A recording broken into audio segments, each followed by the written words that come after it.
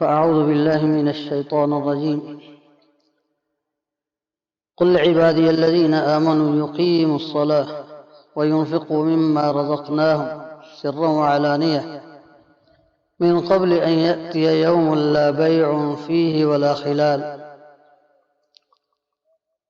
فرمایا اللہ رب العزت والجلال نے کہ اے محمد صلی اللہ علیہ وسلم میرے بندوں سے کہہ دو جو ایمان لائے کہ نماز قائم کیا کریں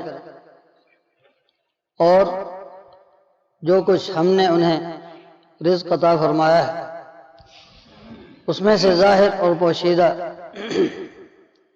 کبھی سری طور پر کبھی علانیہ اللہ کی راہ میں خرچ کرتے رہیں، اس سے پہلے کہ وہ دن آ جائے کہ جس میں نہ کوئی خرید و فروخت ہے اور نہ کوئی دوستی کام آنے والی ہے۔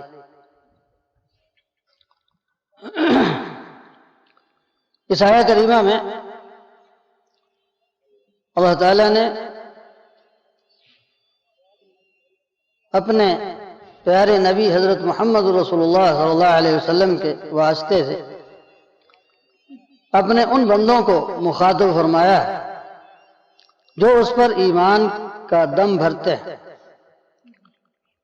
اور انہیں حکم دیا ہے کہ نماز قائم کریں اور اللہ کے دیے ہوئے میں سے خرچ کریں، اس سے پہلے کہ ایک ایسا دن آنے والا ہے جس میں نہ خرید و فروخت ہے نہ کوئی دوستی کام آنے والی ہے۔ اس لیے کہ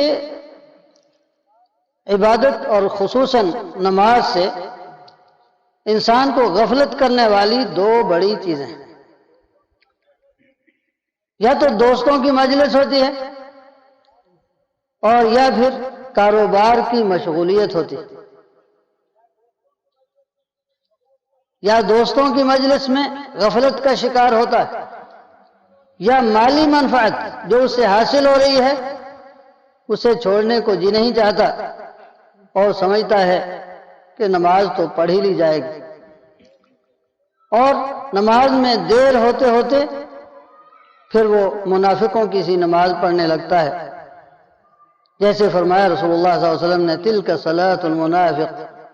یجلس یرقب الشمس، کہ یہ تو منافق کی نماز ہے، بیٹھا سورج تاکتا رہتا ہے، یہاں تک کہ حتی اذا کانت بین قرنی الشیطان، جب وہ شیطان کے سینگوں کے درمیان یعنی غروب ہونے کے قریب آ جاتا ہے، قام فنقر اربعا فلم یذکر اللہ الا قلیلا،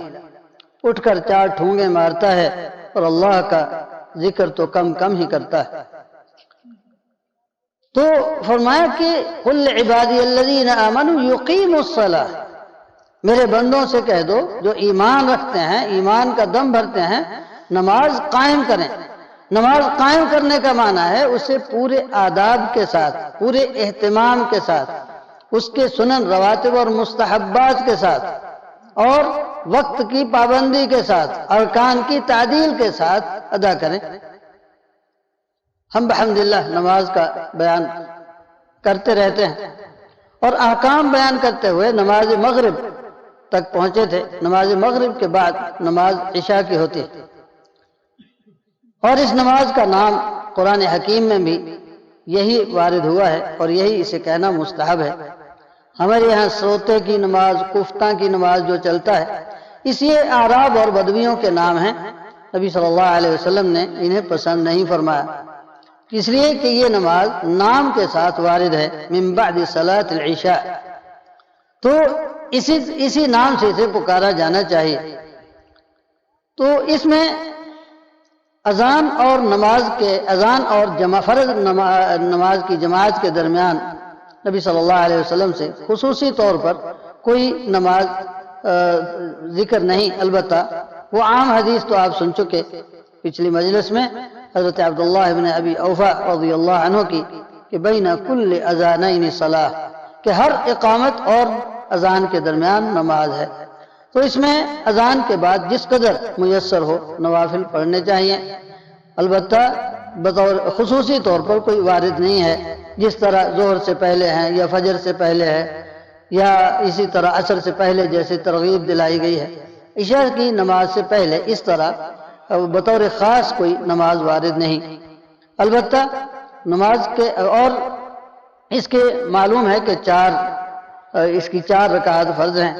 اس میں سنت یہی ہے کہ پہلی 2 رکعات کو ذرا طویل تر پڑھا جائے اور دوسری رکعات کو